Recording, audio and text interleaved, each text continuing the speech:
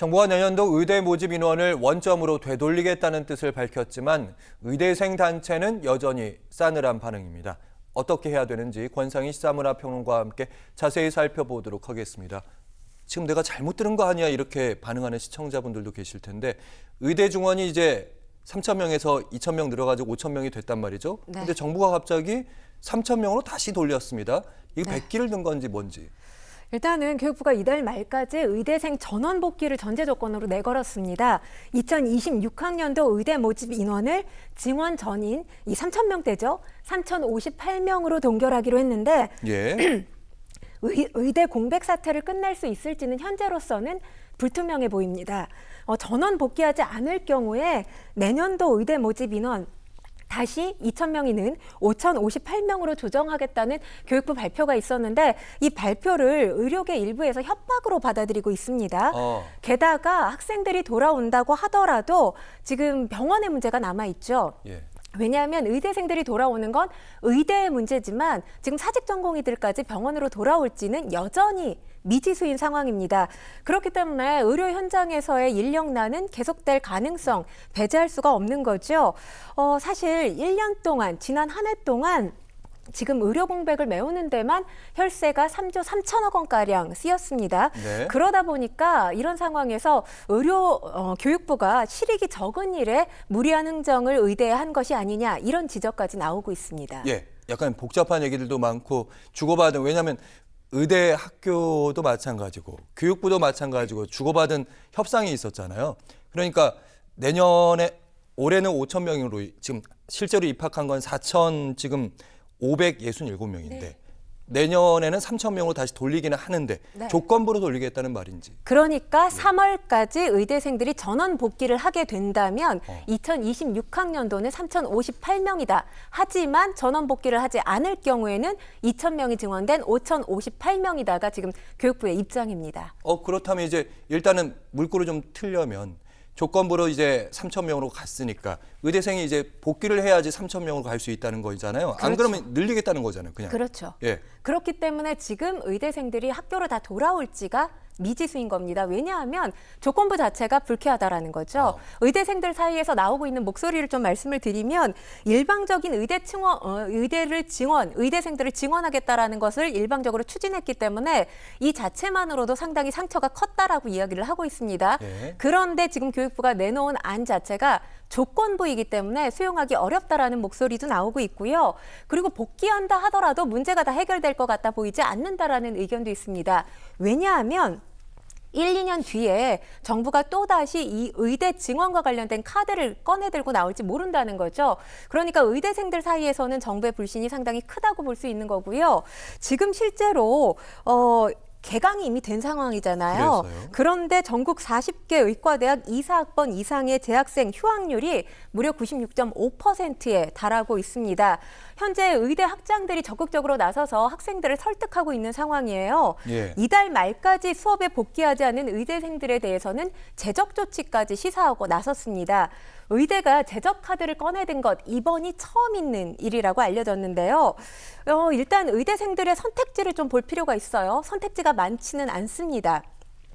현재 이 전국 40개 의대 중에 서울대와 건양대를 제외한 나머지 의과대학 같은 경우는 1학년의 신입생들 이 1학기 휴학을 금지하고 있는 상황입니다.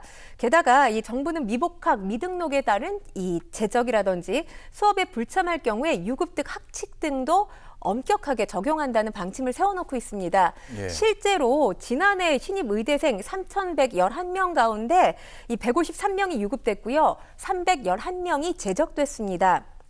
문제는 여전히 의료계가 부정적인 반응을 보이고 있다는 건데요. 의협 비공개 회의에서 이런 목소리까지 나왔다고 해요. 2026학년도 의대 정원 제로로 해라. 이런 취지의 목소리까지 뽑지 말라. 네, 나왔다고 합니다. 일단 2026년도 이 의대 정원, 의대 증원 여부는 의대생 손에 달려 있다라고 볼 수 있습니다. 그러니까 교육부가 내걸은 조건에 대해서 부합하게 되면 네, 숫자가 줄어들게 되는 거고요. 부합하지 않을 경우 숫자가 늘 수 있다라는 겁니다. 그리고 또 한 가지 문제인 건 내년 이후에 의대 증원 역시 지금 확실하지 않기 그렇죠. 때문에 이 부분 때문에라도 지금 의대생들이 학교로 전원 다 복귀할지는 미지수인 겁니다. 예. 거기다 걱정되는 부분이 이제 96.5%의 학생들이 지금 휴학을 하고 있는 상태, 학교를 1년 동안 안 다닌 거잖아요. 그렇죠. 이 학생들이 갑자기 너희 안 오면 다 제적시킬 거야. 그럼 모두 다 공동행동을 하게 될 텐데 그중 이탈자가 얼마나 될까? 대체로 복귀하지 않을 쪽에 높다 이렇게 생각을 하시는 건지. 지금으로서는 지금 교육부 입장이 아직까지는 변함이 없는 상황이거든요. 예. 그래서 지금 이 안만 가지고 학생들이 설득이 될지 여부에 대해서는 확언하기가 상당히 어렵지 않나라는 생각이 듭니다. 일단 그렇다면요, 권평론가님, 학생들이 돌아왔어요.